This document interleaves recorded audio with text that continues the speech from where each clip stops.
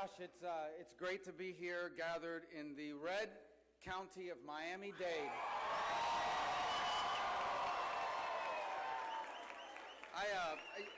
First, let me begin. There's so many people I could thank, all of you for coming tonight. I want to begin thanking our Creator God for allowing me to be an American, a citizen of His greatest country. His only begotten Son, and my faith is that God became man. His name was Jesus. He walked the earth. He'll come again. And because of Him, we will be able to live an eternal life. And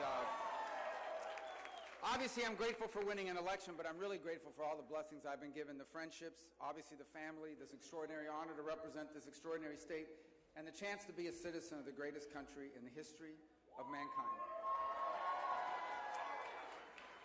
So I'm going to tell you right now what the media stories are going to be. They're going to be, this is amazing. The Republicans won by, 13 points, 15 points. It's unbelievable. They won Miami-Dade County. They must be believing all those Cuban radio stations or whatever they come up with. Guys, you know what? Politics is really not that complicated because Americans are not all that complicated. We're diverse people, but we're not a complicated people. What Americans basically want is what my parents wanted. It's what all of you wanted. It's what people want all over the world but have been able to fulfill here. They want to be able to have a job that pays a decent wage. They want to be able to live in a home that they own, in a neighborhood that is safe. They want their kids to go to schools that teach truth. They want to be able to retire with dignity, and they want all four of their kids to have a life better than the life they've had. This is not complicated. This is what they want. Now, here's what happens. Sometimes people get into politics, and either they don't know this or they forget it. And so what happens is some of these people go around saying, look, I'm sorry you're paying too much money for gasoline, but you have to suck it up. Because we have a UN climate conference that John Kerry is going to be attending, and we need to impress them. And so ride your bike or take the bus and forget about how much gas costs and stop being selfish. You know what happens when you tell people that? They vote against you. They vote against you.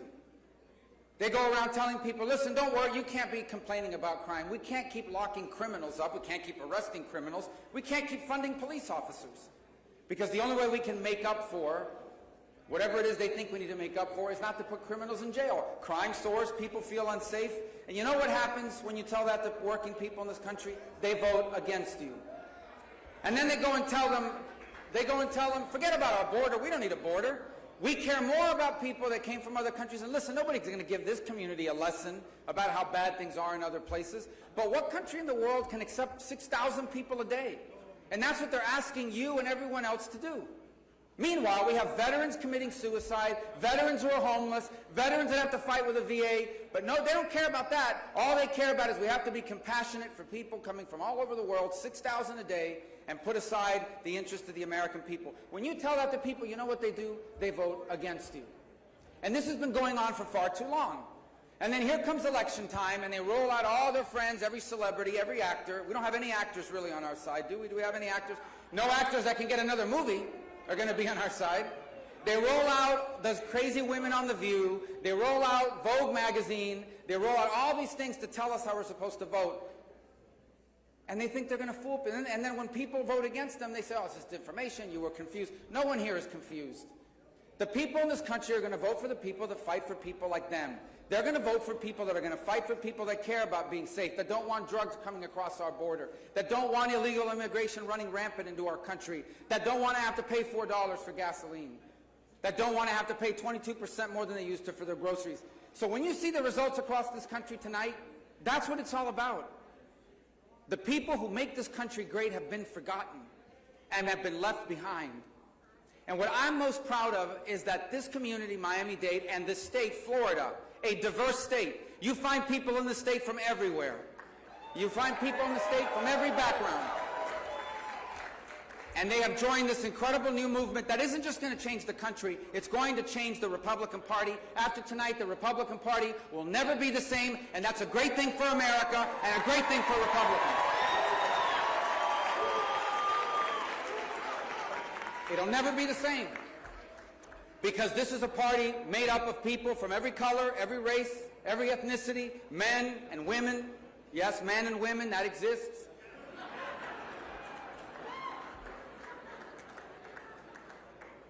And you know what we call people who are black and white and Hispanic and Asian and are men and are women and come from other countries? You know what we call them in Florida? We call them Americans. And that's what they are. They are Americans. And if we're not going to fight for, listen, I care a lot about what's happening in the world. We're impacted by what happens in the world. But my job, first and foremost, is to care about what's happening in America. Because the best thing we can do for the world is make sure that America is strong and safe and prosperous. That is the greatest gift we can give our fellow men. So these campaigns, I believe, no, I'm sure, actually, I am the only statewide candidate in Florida that was outspent by my opponent. She has every right to raise all this money. They wasted a lot of money, and I'm glad they wasted it here and not in these other states that we have a chance to win. I'm the only one that raised more money against it. I'm the only one that was outraised and outspent, and I'm fine with that. I'm 100% fine, because I knew that no amount of money was going to convince people that escaped Marxism and socialism that America should embrace Marxism and socialism. No amount of money was going to convince people that somehow a country blessed with oil and natural gas should be begging Saudi Arabia for oil and natural gas and begging Venezuela for oil and natural gas. But we had a tough campaign, and I owe a lot, and there's a lot of people I could thank, but my campaign manager, Mark Morgan, has done a great job. Where's Mark? Mark. Great job, Mark. Hey, listen. What did Albert Aguirre say? Un americano que va a una fiesta cubano está loco. Remember that line? The translation there is an American that goes to a Cuban party has to be out of his mind. But Mark has done a great job in an extraordinary and diverse state. We are a great state. Thank you, Mark. And one of the things I'm proudest of in the Senate, look, we've passed as many or more bills than anybody else, important bills. Every major bill in America that's taken on China, for example, in the last 4 years have been mine. The Chinese government doesn't like me. They've banned me. They sanctioned me. We had to cancel our vacation to Wuhan because they don't like me. Expensive. They wanted to lock us in the hotel room, apparently. Now, look, but I'm very proud of everything we've done in our office, because I have a great staff in our office. One of the things I'm proudest of is constituent service. People call us because they need help.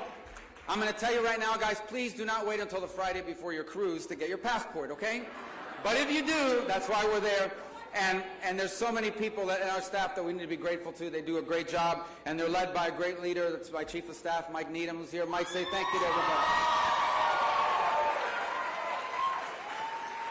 And, of course, he's filming all this so that, you know, if things were to go wrong, he can say, look, you said this about me on that day.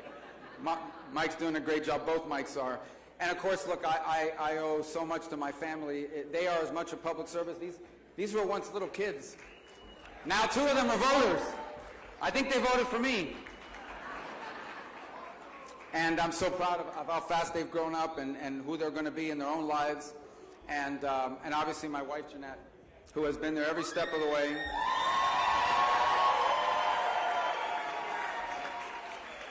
You can't do this without her. Brevemente en español lo que quería decir es que me encanta estar aquí esta noche en el condado republicano de Miami-Dade. Con la bendición de ser un ciudadano del país más grande en la historia del mundo.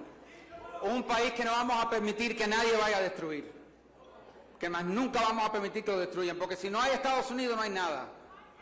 Lo mejor que podemos hacer nosotros para estos países que están sufriendo es proteger a este país, que es un ejemplo de la libertad y la oportunidad para todo el mundo. Y eso es lo que vamos a hacer, a eso lo dedicamos.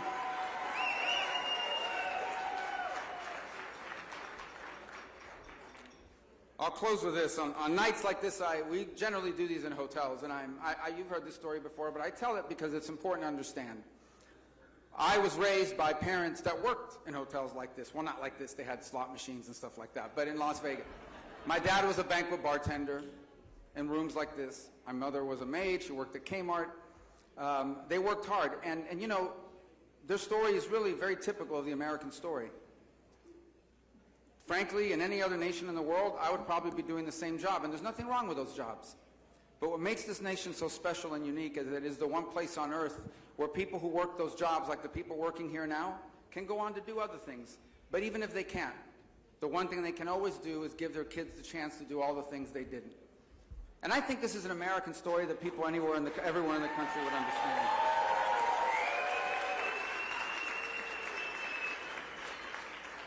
But why I'm so proud to be from Florida, and particularly from Miami-Dade County, is because we have millions and millions of people in the state who have that story, who are the children or the grandchildren of people who lost everything, who once had dreams and hopes, but those became impossible, and the purpose of their life is to give their kids the chance to do all the things they never could. That's why our parents really never die. That's really why, like, on nights like tonight, they still live through us. Because we are the fulfillment of their hopes and dreams, of all the things they once wanted. You think that our parents and grandparents wanted to work double shifts, late at night, weekends and holidays? They did it for us. And they did it because they knew that we lived in the one country on earth where that hard work could make their life meaningful and purposeful. And through their children, they could leave a legacy. Now, I've just described to you my story, and I probably described your story. But what I've really described to you is the American story. And if we ever become a country where that's no longer possible, then we're no longer special. And so what's driven me my entire life in public service is to protect that. Because I inherited this country. I was blessed to be born here. And I was blessed that my parents lived 90 miles away from here. Because if they had wound up anywhere else on this planet, there was no way I would be standing on a stage like this tonight speaking to each of you. And now,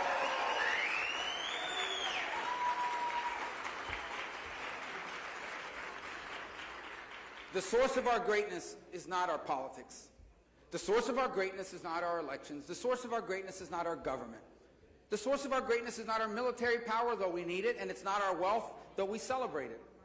The source of our greatness is our people, a special and unique people, unlike people anywhere else on the earth. Because here, being an American is not a race, it's not an ethnicity, it's not where your parents are born. Being an American is the defining principle of our nation, that all men are created equal. All men and all women are created equal with rights that come from God, not from your leaders, not from your government, and not from your laws. And our job is to protect those rights. Too many people make politics our God. Politics is not God. There's only one God, and it ain't politics. And the most important house in America is not the White House, it's your house. Because that's where children are raised and values are formed and principles are instilled. And our job is to make sure we always protect the family. We always make it possible for parents to do for their children what my parents did for me and what your parents did for you. That's the American story. It changed the world. It inspired the world. And if you don't like this country, you're free to leave. My office will even help you do the visa.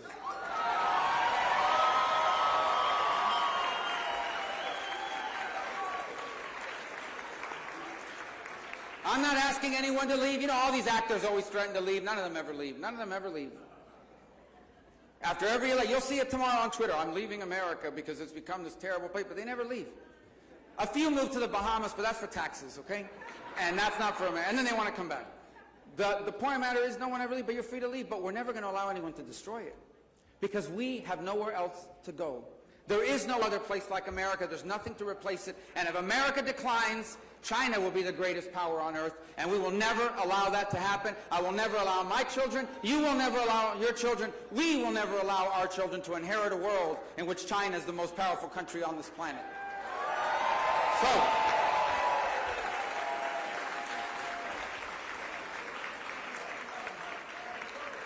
elections matter, and they'll send a message. Don't ignore working people. Don't ignore tax-paying people. Don't ignore law-abiding people. When they tell you they care about these things, it really matters, and they will reward leaders that pay attention to them, and they will punish those who ignore them and put others ahead of them. But I hope the most powerful message that it sends is that no matter how much money you spend, no matter how many press conferences you give about the threat to democracy and all this other garbage, we are never going to abandon common sense. No amount of money is going to convince Americans that men can become pregnant and that America is not the greatest country in the world. And so,